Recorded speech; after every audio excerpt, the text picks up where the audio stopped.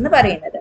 Next നമ്മൾ പറഞ്ഞത് എന്താണ്? Musical intelligence. മ്യൂസിക്കൽ ഇന്റലിജൻസ് എന്ന് പറഞ്ഞാൽ തന്നെ നമുക്കറിയാം എന്താണ് റിലേറ്റഡ് ടു മ്യൂസിക്, റിതം, അല്ലെ, ടോൺ, ഇതൊക്കെയാണ് മ്യൂസിക്കൽ ഇന്റലിജൻസ് വന്നത്. അതായത് the talent for understanding, creating and interpreting music, അതാണ് മ്യൂസിക്കൽ ഇന്റലിജൻസ്. അപ്പൊ എന്താണ്? മ്യൂസീഷ്യൻസ് ആയി, കമ്പോസേഴ്സ് ആയി, അവർക്കൊക്കെ എന്ത് മനസ്സിലാവണം?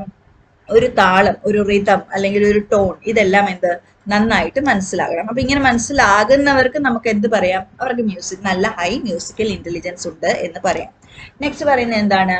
ബോഡ്ലി കൈനസ്തെറ്റിക് ഇന്റലിജൻസ് എന്ന് പറയുന്നത് എന്താണ്? നമ്മുടെ ബോഡി മൂവ്മെന്റിന്റെ കൺട്രോൾ ചെയ്യാനുള്ള എബിലിറ്റിയാണ് പറയുന്നത്. ഓക്കെ, അതായത് നമ്മുടെ കണ്ണും കൈയും ഒരിടത്തെത്തുക എന്നൊക്കെ നമ്മൾ പറയും അല്ലെ, ഐ ഹാൻഡ് കോർഡിനേഷൻ, അല്ലെങ്കിൽ നമ്മുടെ ബോഡി മൂവ്മെന്റ്. ഇപ്പൊ യോഗ ചെയ്യുന്നവരാണെങ്കിലും അല്ലെങ്കിൽ ഡാൻസ് ചെയ്യുന്നവർ, അവർക്ക് എന്താണ്? അവരെ കൺട്രോൾ ചെയ്യാനായിട്ടുള്ള കഴിവുണ്ട്. സോ ആരാണ് ഈ ഇന്റലിജൻസ് പ്രോമിനന്റ് ആയിട്ടുള്ളവര്? അത്ലറ്റിക്സ് ആയി, ഡാൻസേഴ്സ് ആയി, സർജൻസ് ആയി, ക്രാഫ്റ്റ്സ് പീപ്പിൾ ആയി, ഓക്കെ, അവർക്കാണ് ഈ ബോഡി കൈനസ്തെറ്റിക് ഇന്റലിജൻസ് ഉണ്ട് എന്ന് നമ്മൾ പറയുന്നത്.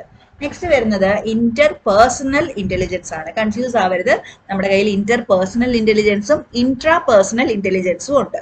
ഇന്റർ പേഴ്സണൽ എന്ന് പറയുന്നത് എന്താണ്? പേഴ്സൺസ്, ബിറ്റ്വീൻ പേഴ്സൺസ് ആണ്. ഓക്കെ, അതായത് നമുക്ക് മറ്റുള്ളവരെ മനസ്സിലാക്കാനുള്ള ഒരു കഴിവ്, അവരുടെ ഇമോഷൻസ് എന്താണ്, അവരെ മോട്ടിവേറ്റ് ചെയ്യുന്ന എന്താണ്, അവരുടെ നീഡ്സ് എന്താണ് എന്നൊക്കെ മനസ്സിലാക്കാനും അവരുമായിട്ട് കമ്മ്യൂണിക്കേറ്റ് ചെയ്യാനും ഉള്ളൊരു കഴിവിനെയാണ് ഇന്റർ പേഴ്സണൽ ഇന്റലിജൻസ് എന്ന് പറയുന്നത്. ഇങ്ങനെയുള്ളവരെ നമുക്ക് കാണാം ടീച്ചേഴ്സ് ആയിട്ടും ലീഡേഴ്സ് ആയിട്ടും കമ്മ്യൂണിക്കേറ്റേഴ്സ് ആയിട്ടും പൊളിറ്റീഷ്യൻസ് ആയിട്ടും ഒക്കെ ഇങ്ങനെയുള്ളവര് ത്രൈവ് ചെയ്യാറുണ്ട്. നെക്സ്റ്റ് വരുന്നതാണ് ഇൻട്രാ പേഴ്സണൽ ഇന്റലിജൻസ്. നമുക്ക് നമ്മളെ തന്നെ മനസ്സിലാക്കാനുള്ള ഒരു കഴിവാണ് അതിനെ പറയുന്നത്. ഇപ്പം എനിക്കത് ചെയ്യാൻ പറ്റുമോ പറ്റില്ലേ, എന്റെ ഇമോഷൻസ് എന്താണ്, എന്റെ മോട്ടിവേഷൻസ് എന്താണ്, ഞാൻ എന്റെ മനസ്സിലെ ചിന്തകൾ എന്താണ് എന്നൊക്കെ നമുക്ക് നമ്മളെ തന്നെ പറ്റി അറിയാൻ പറ്റുന്ന ആ ഒരു ഇന്റലിജൻസിനെയാണ് നമ്മൾ എന്ത് പറയുന്നത്? ഇൻട്രാ പേഴ്സണൽ ഇന്റലിജൻസ് എന്ന് പറയുന്നത്. സെൽഫ് അവയർനെസ് എന്ന് തന്നെ നമുക്ക് പറയാം.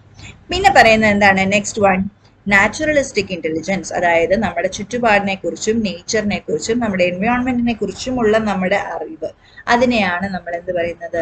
നാച്ചുറലിസ്റ്റിക് ഇന്റലിജൻസ് എന്ന് പറയുന്നത്. ബയോളജിസ്റ്റ് ആയി, എൻവയോൺമെന്റലിസ്റ്റ് ആയി, ഫാമേഴ്സ് ആയി, ഇവർക്കൊക്കെ എന്താണ്? അവരുടെ ചുറ്റുമുള്ള കാര്യങ്ങളെ കുറിച്ചും നല്ലൊരു അറിവുണ്ട്. ഫാമേഴ്സിനും ഒക്കെ എന്താ പറയാ, മണ്ണിനെ അറിയാം അല്ലെ, ആനിമൽസിനെ അറിയാം, അവരുടെ ഓരോ ബിഹേവിയറിനെ നമുക്ക് ജഡ്ജ് ചെയ്യാൻ പറ്റുന്നുണ്ട്. അപ്പം ആ ഒരു ഇന്റലിജൻസ് ആണ് നാച്ചുറലിസ്റ്റിക് ഇന്റലിജൻസ് എന്ന് പറയുന്നത്. അവസാനം പ്രപ്പോസ് ചെയ്ത ഇന്റലിജൻസ് ആണ് എക്സിസ്റ്റൻഷ്യൽ ഇന്റലിജൻസ്. അതായത് എന്താണ്? ഇത് പിന്നെ പ്രപ്പോസ് ചെയ്ത ഒരു ഇന്റലിജൻസ് ആണ്.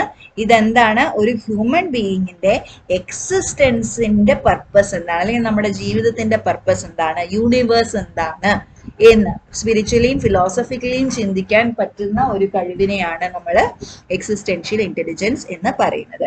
സോ ഇതാണ് ഗാർഡ്നർ പ്രപ്പോസ് ചെയ്ത 9 മൾട്ടിപ്പിൾ ഇന്റലിജൻസസ്. ഓക്കെ, ഓർമ്മയിരിക്കുമെന്ന് വിചാരിക്കുന്നു. So Gardner's theory argues that these intelligences are relatively independent, meaning someone could be highly skilled in one area but not necessarily in others. അതായത് ഇതെല്ലാം എന്താണ്? Independent ആണ്. ഇപ്പൊ maths ചെയ്യാൻ നല്ല കഴിവുള്ളവർക്ക് പാടാൻ കഴിവുണ്ടാവണമെന്നില്ല അല്ലേ, എന്നാൽ പാടാൻ കഴിവുള്ളവർ മാത്സ് ചെയ്തോളണമെന്നും ഇല്ല. സോ ഇതെല്ലാം എന്താണ്? ഇന്റർ റിലേറ്റഡ് അല്ല, ഇൻഡിപെൻഡന്റ് അല്ല. ഓരോരുത്തർക്കും ഓരോ സ്കില്ല് ഉണ്ടാവാം. ഓക്കെ, അല്ലെങ്കിൽ ഒരു സ്കില്ലിന്റെ ചില സ്കിൽസ് ഹൈ ആയിട്ടും ചില സ്കിൽസ് ലോ ആയിട്ടും ഉണ്ടാകാം എന്നാണ് ഗാർഡ്നറുടെ തിയറി പറയുന്നത്. So this model has influenced educational practices by promoting personalised learning and encouraging students to develop their unique strength. അപ്പം ഈ ഒരു തിയറിയുടെ ഇൻസൈറ്റ് എന്താണ്, അല്ലെങ്കിൽ എഡ്യൂക്കേഷണൽ ഇംപ്ലിക്കേഷൻ എന്താണ്? നമ്മളെ സ്റ്റുഡൻസിനെ മനസ്സിലാക്കി അവർക്കുള്ള ഇന്റലിജൻസ് അനുസരിച്ച് അതിനെ ഡെവലപ്പ് ചെയ്യാനായിട്ട് നമുക്ക് അവരെ പ്രൊമോട്ട് ചെയ്യാൻ സാധിക്കും എന്നുള്ളതാണ്. സോ ഇതാണ് ഗാർഡ്നേഴ്സ് തിയറി ഓഫ് ഇന്റലിജൻസ് എന്ന് പറയുന്നത്. ഒന്ന് ഓർത്തിരിക്കേണ്ടതാണ്, ഗാർഡ്നറിന്റെ ആ ബുക്കിന്റെ പേര്, that is frames of mind എന്ന ബുക്ക്. അത് കഴിഞ്ഞ് രണ്ടാമത് എഴുതിയ ബുക്കാണ് intelligence reframed in the year 1999. So ഈ 2 ബുക്കിലൂടെയാണ് ഗാർഡ്നർ എന്ത് ചെയ്തിരിക്കുന്നത്? 9 intelligences, 9 types of intelligences propose ചെയ്തിരിക്കുന്നത്.